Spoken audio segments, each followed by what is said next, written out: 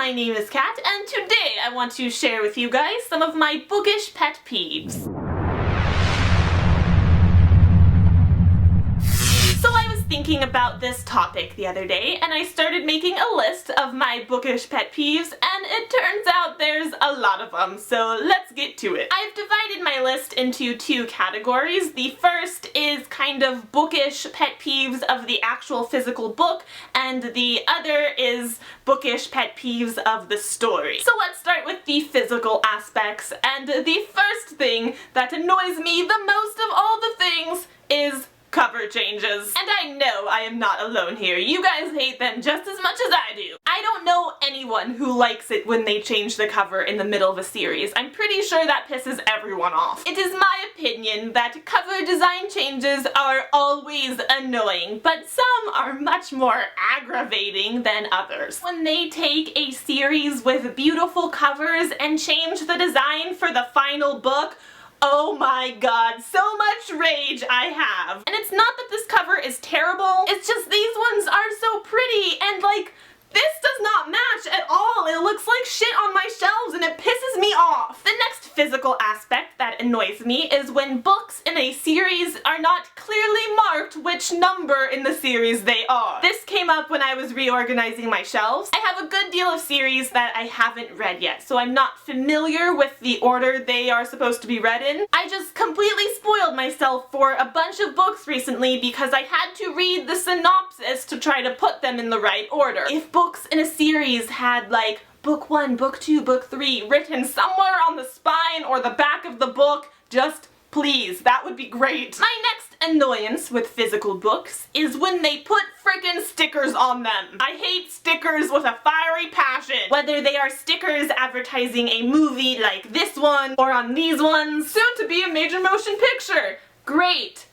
That's worth ruining my book for. Or maybe it's a price sticker just slapped onto my dust jacket. That ain't coming off without a fight. If people would just stop putting stickers on my books, I would be so happy. My next physical bookish pet peeve is relating to book height. As you can see from the way I organize my shelves, I really care about book height because if all the books are the same height, it just looks so pretty and nice and organized and I love it. But one single book can send all that to hell. I buy mostly hardcovers for a reason, because hardcovers have kind of standard sizes. You got your standard size hardcover and your tall hardcover, and these are really the two main hardcover sizes. But paperbacks are not so standard, as you can tell from my top shelf here, which has a variety of sizes, and that's not even half of my paperback collection. Please, publishers,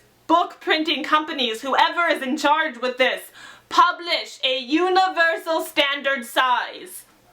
Please, please, please. This next pet peeve isn't so much about the physical book as it is how books are published, and that is the fact that, like, everything is a trilogy these days. This one just annoys me, not because I dislike trilogies, but because I feel like not all of these trilogies need to be trilogies. I feel like a lot of these stories could be compacted and made into one book, but a lot of the time the story is just dragged out over 3, and I don't think it's necessary. Trilogies are kind of the money makers in publishing these days though, which is why I think a lot of authors do this. And I mean, it works. I'm not gonna stop buying trilogies just because it's a trilogy, it's just annoying. And for my final physical bookish pet peeve, I have kind of a weird one. Basically what this boils down to is just another reason I prefer hardcovers to paperbacks. And that is because hardcovers can stand up on their own. Let me show you what I mean. Oh, don't mind me, I'm just reorganizing my shelves here.